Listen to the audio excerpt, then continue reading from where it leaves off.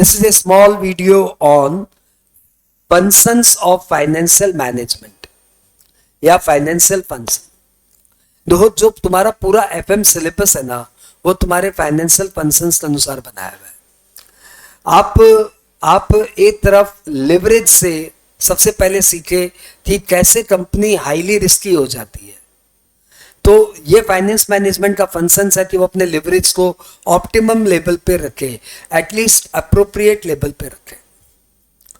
दूसरा, आपने cost of capital chapter से ये सीखा कि कैपिटल के वेरियस सोर्सेज है और आप किसी भी सोर्स से ले सकते हो।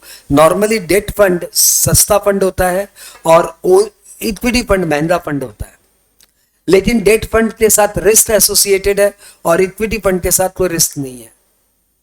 तो आपको ये देखना है कि मैं कौन से लिवरेज के साथ अपना ओनर्स फंड और डेट फंड का क्वांटम मेंटेन करूं। फिर आपने वहां पे एक फ्लोटेशन कॉस्ट वर्ड सीखा, जो आपको ये बताता है कि फंड अरेंज करने का एक प्रोक्योरमेंट कॉस्ट होता है, तो वो प्रोक्योरमेंट कॉस्ट भी हमें कम रखना पड़ेगा। The flotation cost should be low. फिर दूसरे चैप्टर कैपिटल बजटिंग में आपने ये सीखा कि किसी भी प्रोजेक्ट में इन्वेस्ट करने के पहले हम लोग उस प्रोजेक्ट का ARR, payback period, NPV, IRR और पेबैक रेसिप्रोकल, ये सब बहुत सारी चीजें कंसिडर करते हैं। और उसके बाद हमारे पास जो फंड है उसको हम लोग प्रॉफिटेबिलिटी इंडेक्स के थ्रू कैपिटल रेशनिंग टेक्निक के द्वारा वेरियस प्रोजेक्ट्स में इन्वेस्ट करते हैं। तो जो आपने पूरा कैपिटल फाइनेंशियल मैनेजमेंट में सीखा ना, वो हम लोग एग्जाम में ऐसे लिख के आएंगे। तो यदि एग्जाम में पूछ लिया जाए फंक्शंस ऑफ फाइनेंशियल मैनेजमेंट, तो we will say the finance management has basically 3 functions. Number 1, investment decision, number 2, finance decision and number 3, dividend decision. FDI, F for finance decision, D for dividend decision, I for investment decision. सबसे पहले investment decision की बात करते हैं। तो यदि आज आप इन्वेस्टमेंट करने वाले हो तो आप खुद ही सोचो ना किसमें इन्वेस्ट करोगे। तो भैया बहुत सारे इन्वेस्टमेंट मार्केट में, गोल्ड में लगा सकते हैं, प्रॉपर्टी में लगा सकते हैं, शेयर में लगा सकते हैं, म्यूचुअल फंड में लगा सकते हैं। जैसे हमारे पास एक लिमिटेड पोर्टफोलियो है, तो हम लोग ये सोचते हैं, कंपनी कैसे सोचती है? कंपनी शेयर म्यूचुअल फंड में नहीं जाती। कंपनी सोचती है मेरे पास क्या क्या प्रोजेक्ट्स है। जैसे आज यदि तुमने न्यूज़पेपर पढ़ा होगा तो आज तुमने देखा आदित्य बिरला अब ज्वेलरी मार्केट में आएंगे, लोकल रिटेल ज्वेलरी मार्केट में आएंगे। तो ये उन्होंने डिसीजन लिया है कि अब हम लोग अपने फंड में से इतना फंड निकाल के ज्वेलरी मार्केट में आएंगे।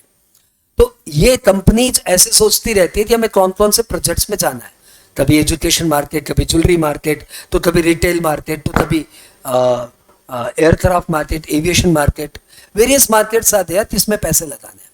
तो सबसे पहले तो आपको इन्वेस्टमेंट करने के पहले ये तो देखना पड़ेगा ना, how much fund do you have, availability of fund.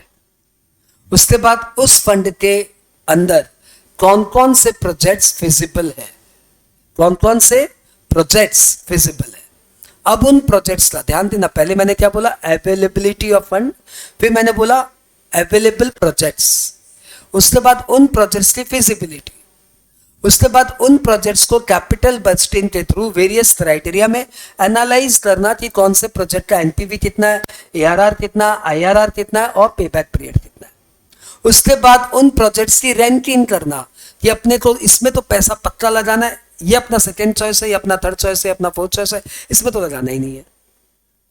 इस तरह से उसको रैंकिंग करना, और उसके बाद कैपिटल रेशनिंग टेक्निक के थ्रू उन प्रोजेक्ट्स में अपने पैसे को एलोकेट करना।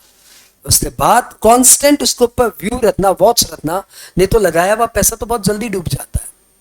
Unless until you keep a watch on your money. That is 6 point on the investment decision.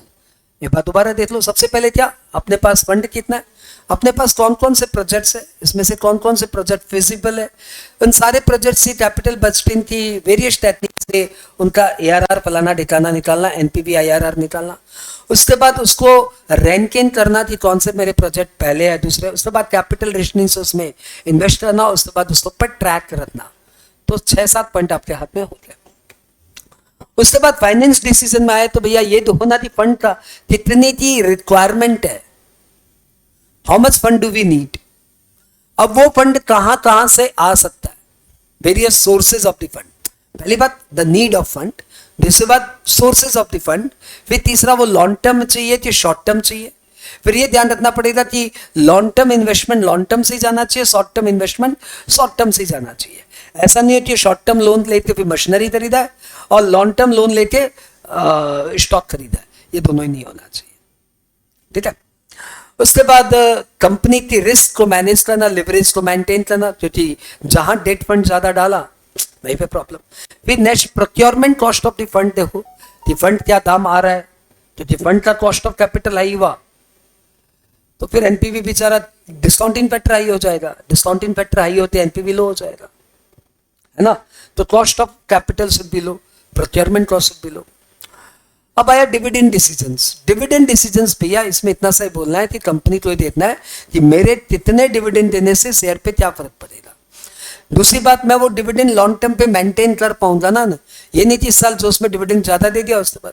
फिर तीसरा, मेरी अपनी आरओआई क्या है, क्योंकि जब अपनी आरओआई हाई होती है ना तो फिर डिविडेंड नहीं देना चाहिए, क्योंकि ग्रोथ का फॉर्मूला यदि तुम्हें याद हो तो ग्रोथ का फॉर्मूला है retention ratio multiplied by ROI.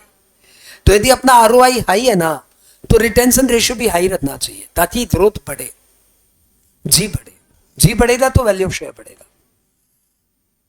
Dividend policy में हम लोग कंपनी के शेयर होल्डर की एक्सपेक्टेशंस का ध्यान रखते हैं, शेयर होल्डर का सेंटिमेंट का ध्यान रखते हैं, क्योंकि कुछ इंडिविजुअल शेयर होल्डर्स में जब हम लोग इन्वेस्टमेंट, जब हमारी कंपनी में इंडिविजुअल शेयर होल्डर हो जाते ना तो दे बॉदर अबाउट डिविडेंड।